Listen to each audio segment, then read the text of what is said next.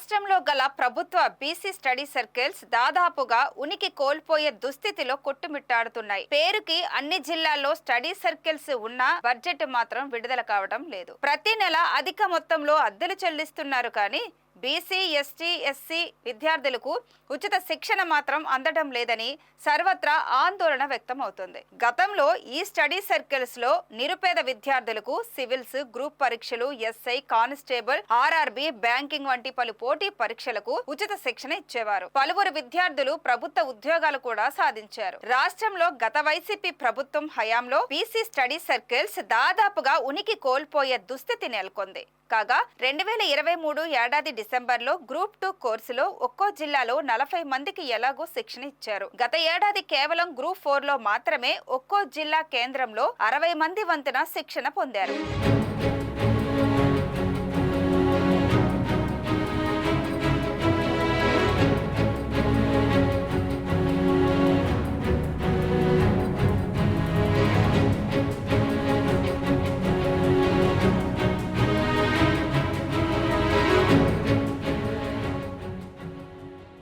Guest ఫ్యాకల్టీకి TDP హయంలో గంటకు 600 రూపాయలు ఇచ్చేవారు. వైసీపీ హయంలో ఈ పారితోషికం 1000 రూపాయలకు పెంచడం విశేషం. ప్రస్తుతం డిఎస్సి శిక్షణ ఇచ్చే ఫ్యాకల్టీకి మాత్రం ఇంకా 600 రూపాయలే చెల్లిస్తున్నారు. ఫలితంగా స్టడీ సర్కిల్లో శిక్షణకు ఫ్యాకల్టీ దొరకని దుస్థితి నెలకొంది. గతంలో విద్యార్థులకు స్టైఫండ్ నిమిత్తం 1500 రూపాయలు, బుక్స్, అలవెన్స్ 700 రూపాయలు ఇచ్చేవారు. వైసీపీ ప్రభుత్వం వచ్చాక బడ్జెట్ కేటాయింపులు చేయక విద్యార్థులు తీవ్ర అవస్థలు పడ్డారు. పలు జిల్లాల్లో మేనేజర్లు పదవి విరమణ చేశారు. దీంతో దిగువ స్థాయి సిబ్బంది స్టడీ సర్కిల్ నిర్వహించాల్సిన దుస్థితి నెలకొంది. అలాగే అన్ని జిల్లాల్లో లైబ్రరీయన్ పోస్టులు ఏళ్ల తరబడి భర్తీ కావడం లేదు. ఫలితంగా ఉన్న సిబ్బంది మీద తీవ్ర పనిభారం పడుతుంది. రాష్ట్రంలో 1998లో విశాఖ, గుంటూరు వంటి కొన్ని జిల్లాల్లో బీసీ స్టడీ సర్కిల్స్ ఏర్పాటు చేశారు. ఒక్కో కేంద్రంలో 3-4 జిల్లాల విద్యార్థులకు శిక్షణ ఇచ్చేవారు. 3 ఏళ్ల క్రితం అప్పటి వైసీపీ ప్రభుత్వం 13 జిల్లాల్లో గల బీసీ స్టడీ సర్కిల్స్ కి 2 కోట్ల రూపాయల బడ్జెట్ ప్రకటించినా సరే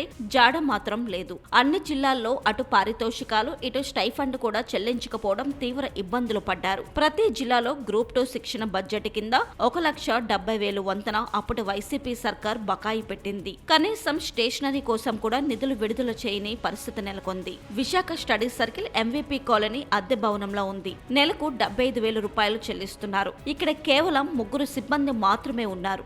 గతంలో ఆంధ్ర యూనివర్సిటీ పూర్వ ప్రొఫెసర్లు ఇక్కడ డైరెక్టర్స్ గా ఉండేవారు. గత 10 ఏళ్లుగా ఆయా జిల్లాల బీసీ సంక్షేమ శాఖ అధికారులు ఇన్ఛార్జ్ డైరెక్టర్లుగా అదనపు బాధ్యతలు సైతం నిర్వహిస్తున్నారు. బీసీ స్టడీ సర్కిల్స్ నిర్వీర్యం కావడంతో నిరుపేద విద్యార్థులు ప్రైవేట్ స్టడీ సర్కిల్స్ లో అధిక మొత్తంలో ఫీజులు కట్టి శిక్షణ పొందుతున్నారు. ఈ ప్రభుత్వ స్టడీ సర్కిల్స్ రాత ఎప్పుడు మారుతుందో వేచి చూడాల్సిందే.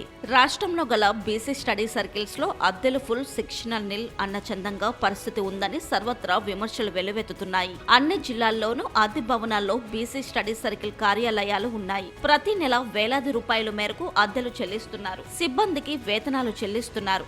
కానీ బీసీ, ఎస్సీ, ఎస్టీ విద్యార్థులకు శిక్షణ మాత్రం కానరావడం లేదని సర్వత్రా ఆందోళన వ్యక్తమవుతుంది. ఫలితంగా నిరుపేద, మధ్యతరగతి కుటుంబాలకు చెందిన విద్యార్థులు అధిక మొత్తంలో ఫీజులు చెల్లించి ప్రైవేట్ కోచింగ్ కేంద్రాల్లో శిక్షణ తీసుకోవాల్సిన దుస్థితి నెలకొంది. విశాఖ నగరంలోని MVP colony, RTC complex, Asilmetta, Dwaraka Nagar, CPM compound తదితర ప్రాంతాల్లో గల ప్రైవేటు శిక్షణ కేంద్రాల్లో వేలాది రూపాయలు ఫీజులు చెల్లించి శిక్షణ పొందుతున్నారు. ఒక్క డిఎస్సి పరీక్ష కోచింగ్ నిమిత్తం 15,000 రూపాయల వరకు వసూలు చేస్తున్నారు. గ్రూప్స్, సివిల్స్ వంటి పరీక్షల కోచింగ్ కి ఇంకా పెద్ద మొత్తంలో ఫీజులు వసూలు చేస్తున్నారు. నిరుపేద, మధ్యతరగతి కుటుంబాలకు చెందిన విద్యార్థులకు ప్రభుత్వ ఉద్యోగాలు లభించేలా చేయాలి అన్న సదుద్దేశంతో ఆయా జిల్లాల్లో బీసీ స్టడీ సర్కిల్స్ ఏర్పాటు చేశారు. ఒకవైపు పూర్తి స్థాయి డైరెక్టర్లు కూడా లేకపోవడం కూడా ఈ స్టడీ సర్కిల్స్ పాలిట శాపంగా మారిందని చెప్పాలి. ఉన్న సిబ్బంది ప్రభుత్వం ఇచ్చిన నోటిఫికేషన్ మేరకు దరఖాస్తుల స్వీకరణ, విద్యార్థుల ఎంపిక, తరగతుల నిర్వహణ వంటి బాధ్యతలు నిర్వహిస్తున్నారు. బీసీ స్టడీ సర్కిల్స్ లో బడ్జెట్ కానరావడం లేదని సర్వత్రా నిరసన వ్యక్తమవుతున్నా ప్రభుత్వాలలో చలనం ఉండడం లేదని విద్యార్థి సంఘాలు మండిపడుతున్నాయి. బీసీల సంక్షేమం కోసం కోట్లు ఖర్చు చేస్తున్న ప్రభుత్వాలు మాత్రం స్టడీ సర్కిల్స్ కి నిధులు కేటాయించకపోవడం సర్వత్రా విమర్శలకు తావిస్తుంది. గతంలో ప్రభుత్వం కొన్ని నెలలు వరుసగా అద్దె కట్టకపోవడంతో భవన యజమాని భవనం ఖాళీ చేసేయాలని ఒత్తిడి చేయడం తీవ్ర దుమారం రేపింది. తరువాత అద్దె బకాయిలు చెల్లించడంతో రావడంతో సమస్య సద్దుమణిగింది. పలు జిల్లాల్లో ప్రభుత్వాలు ఎస్సీ స్టడీ సర్కిల్స్ కి నిధులు కేటాయించడంతో సొంత భవనాలు అందుబాటులోకి వచ్చాయి. స్టడీ సర్కిల్స్ కి ప్రభుత్వాలు ఏటా 2 కోట్ల రూపాయల బడ్జెట్ కేటాయిస్తున్నా నిధులు మాత్రం విడుదల కావడం లేదని అంటున్నారు. రాజమండ్రి, కర్నూలు జిల్లాల్లో మాత్రమే సొంత భవనాలు ఉన్నాయి. మిగిలిన జిల్లాల్లో అద్దె భవనాల్లో మగ్గిపోతున్నాయి. విశాఖలోని ఎంవీపీ కాలనీలో గల బీసీ స్టడీ సర్కిల్ అద్దె భవనంలో మగ్గిపోతుంది. విశాఖలోని భవనానికి ఏడాది కాలంగా అద్దె చెల్లించడం లేదు. ప్రభుత్వాలు మారుతున్నా బీసీ స్టడీ సర్కిల్స్ రాత మాత్రం మారడం లేదని సర్వత్రా ఆందోళన వ్యక్తమవుతుంది. ఏటా పదవి విరమణలు, రాజీనామాల కారణంగా స్టడీ సర్కిల్స్ దాదాపుగా ఖాళీ అవుతున్నాయి. సిబ్బంది కొరతకు తోడు పూర్తిస్థాయి డైరెక్టర్స్ లేకపోవడంతో శిక్షణ కార్యక్రమాలు కుంటుబడుతున్నాయి అనడంలో సందేహం లేదు. ఒకప్పుడు అన్ని రకాల పోటీ పరీక్షలకు ఇక్కడ ఉచిత శిక్షణ ఇచ్చేవారు. అప్పట్లో ఈ కేంద్రాలు విద్యార్థులతో కలకల్లాడేవి. ఇదంతా గతం మాత్రమే అని నిట్టూర్చాల్సిన దుస్థితి నెలకొంది అని పలువురు వాపోతున్నారు. గతంలో ఇక్కడ శిక్షణ పొందిన వారు ప్రభుత్వ ఉద్యోగాలు పొందిన సందర్భాల్లో కోకొల్లలు.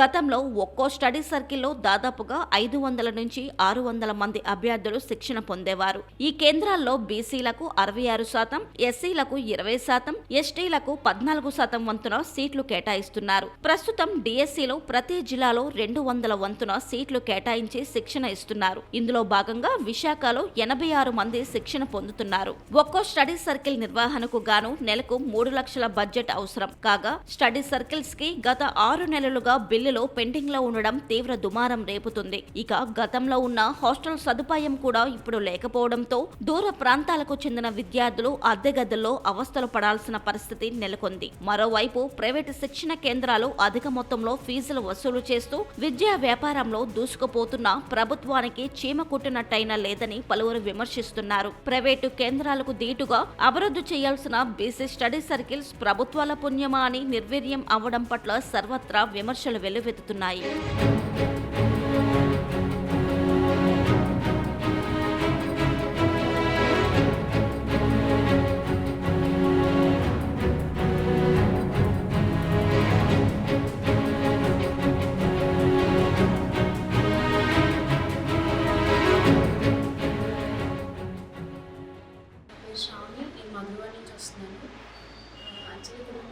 కోచింగ్ అప్లై చేసిన కాడి నుంచి మాకు ఫ్యాకల్టీ అది కూడా చాలా బాగా చెప్తున్నారు. మెయిన్ ఏంటంటే బయట అమౌంట్ పే చేసి చదువుకునేదానికన్నా ఇక్కడ ఫ్యాకల్టీ చాలా బాగుంది. ఎందుకంటే నేను ఆల్రెడీ చదివొచ్చాను కాబట్టి నేను కొంచెం కంపారిజన్ చేసుకున్న దాన్ని బట్టి ఇక్కడ ఫ్యాకల్టీ చెప్పే విధానం కానీ, వాళ్ళు మాతో అప్రోచ్ అయ్యే విధానం కానీ, ఫ్యాకల్టీ కానీ నెక్స్ట్ స్టాఫ్ కూడా ప్రతి విషయంలో మాతో కోఆపరేట్ చేస్తున్నారు. చాలా బాగా ఫ్యాకల్టీ అనేది మాకు ఎక్స్ప్లెయిన్ చేస్తున్నారు. నెక్స్ట్ ఎగ్జామ్స్ కూడా కండక్ట్ చేస్తున్నారు. క్రికెట్ టెస్ట్ కూడా కంప్లీట్ అయ్యాయి. వీక్లీ టెస్ట్లో అంతా కూడా బాగుంది. ఇది ప్రైవేట్ కోచింగ్ అయితే ఎంత అవుతుంది ఫీజు? ప్రైవేట్ కోచింగ్ అయితే అప్ టు 40, హాస్టల్ ఫెసిలిటీతో అన్నిటితో కలిపి 40 వరకు అవుతుంది. ఇక్కడ మేము ఫ్రీగా చదువుకుంటున్నాము. ఫ్యాకల్టీ అయితే చాలా బాగుంది. సివిల్స్ గ్రూప్లో కూడా శిక్షణ ఇస్తారు. మిగతా ఈ పిఎస్సీ కాకుండా మిగతా కాంపిటేటివ్ ఎగ్జామ్స్ ఏవైతే ఉన్నాయో వాటికి కూడా ఇది కోచింగ్ అనేది ఇచ్చినట్టయితే మిగతా వాళ్ళకి కూడా యూజ్ అయ్యే ఛాన్సెస్ ఎక్కువ. నా పేరు ఎస్ గీత. నేను రుషికొండ నుంచి వస్తున్నాను. డిఎస్సి కోసం బీసీ స్టడీ సర్కిల్లో కోచింగ్ తీసుకుంటున్నాను. ఇక్కడ మాకు కోచింగ్ చాలా బాగా చెప్తున్నారు. అలాగే గ్రూప్ 2 సివిల్స్, గ్రూప్ 1 కూడా కోచింగ్ ఇస్తే బాగుంటుంది. డిఎస్సి కోసం కోచింగ్ చాలా బాగా ఇస్తున్నారు. మంచి ఫ్యాకల్టీ వస్తున్నారు. అండ్ ఎవ్రీ వీక్ ఎగ్జామ్స్ కూడా కండక్ట్ చేస్తున్నారు. చాలా బాగుంది కోచింగ్. ప్రైవేట్ కోచింగ్ సెంటర్లో అయితే 3 మంత్స్కి 15,000 to 20,000 అలా అవుతుంది. అంతే కదా. గవర్నమెంట్ ఫ్రీ కోచింగ్గా ఇస్తుంది బీసీ స్టడీ సర్కిల్లో. సో మేము గవర్నమెంట్కి థ్యాంక్స్ చెప్తున్నాం. నా పేరు శిరీష. నేను కొమ్మాది నుంచి వస్తున్నాను. మేము ఇక్కడ డిఎస్సి కోచింగ్ అనేది తీసుకుంటున్నాము. ఇక్కడ కోచింగ్ అనేది చాలా బాగా జరుగుతుంది. ఫ్యాకల్టీ కూడా మాకు క్లాసెస్ చాలా బాగా చెప్తున్నారు. అలాగే మాకు ఇక్కడ డిఎస్సి కోచింగ్ అనేది ఫ్రీగా జరుగుతుంది. అలాగే గ్రూప్ 2 ఇంకా మిగిలిన కాంపిటేటివ్ ఎగ్జామ్స్ కూడా ఇక్కడ కోచింగ్ ఇలాగే చెప్తే చాలా బాగుంటుంది. స్టూడెంట్స్కి చాలా యూజ్ అవుతుంది. అలాగే మేము బయట ఎక్కడైనా ప్రైవేట్గా కోచింగ్ తీసుకోవాలంటే 3 మంత్స్కి ఉంటుంది. అలాగే హాస్టల్ ఫీజు, కోచింగ్ ఫీజు కలిపి దగ్గర 40,000 50,000 అలా అవుతుంది. కానీ గవర్నమెంట్ మాకు ఇక్కడ అందరికీ కలిపి ఫ్రీగా కోచింగ్ ఇవ్వడం అనేది చాలా హ్యాపీగా ఉంది. Thank you.